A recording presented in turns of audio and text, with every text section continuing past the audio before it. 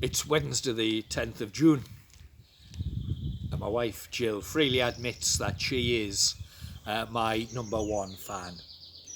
Even in lockdown, even though we've been together every day for the last 11 weeks, we're constantly together, she's still very positive about me. Now, it's not to say that she doesn't see my faults. I know that it winds her up when I point out things that are wrong, when I find fault with things, when I wag my finger, when I nitpick. I like to think it's because I've got a very highly developed sense of, well, what's right and what's just. Before lockdown, before March, I got the opportunity to go into one of my children's schools and see what happened on a day-to-day basis and to take part in lessons, well, to observe lessons. And it was a really enjoyable experience. But I found myself more and more as the time went on getting really annoyed with one of the teachers, being irritated by the fact that this teacher, when asking questions of the class, always went to the same person for the answers. And it seemed to me to be unfair and unjust because the whole class were putting up their hands and wanting to take part. And I reached a point where I thought, I've got to say something to this teacher. And fortunately, I ran it past my grandchild, and it was quite clear from their response that having a word with the teacher, Grandad, is not what is required at this moment. So I had to leave it, but I left with a great sense of injustice.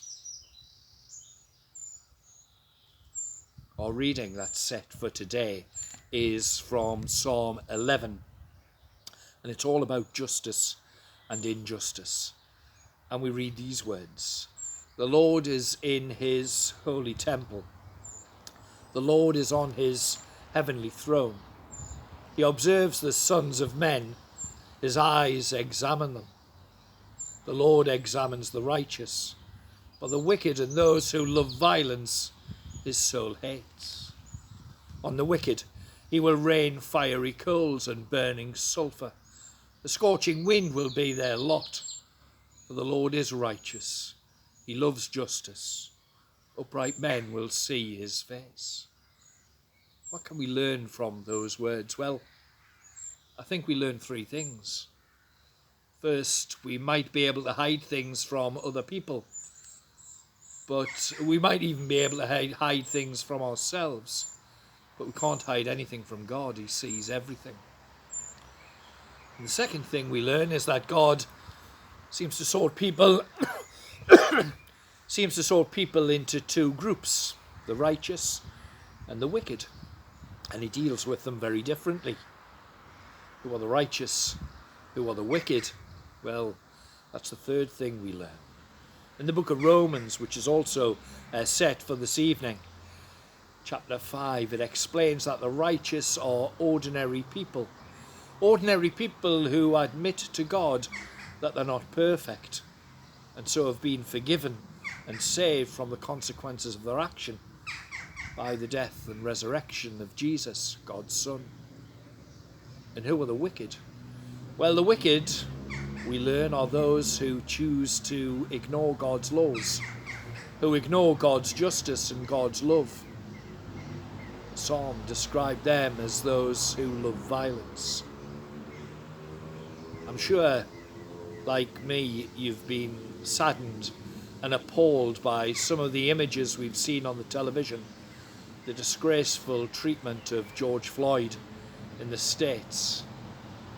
Those terrible images that were caught on camera have left many people rightly feeling that something badly has gone wrong in our world, that our world seems to have evil where there should not be evil, when the very people who are supposed to uphold justice can treat their fellow human beings so horrendously. As Christians, we should always challenge injustice wherever we find it. We should always seek to speak up and help those who have been treated unjustly. It may seem to us that sometimes evil people don't receive what their actions deserve. But the good news is that ultimately it will be God who will be the judge. Psalm 11 stands as both a warning and an encouragement to us as human beings. On the wicked he will rain fiery coals and burning sulphur. A scorching wind will be their lot. And for the Lord is righteous. He loves justice. Upright people will see his face. We have a God of both justice and mercy.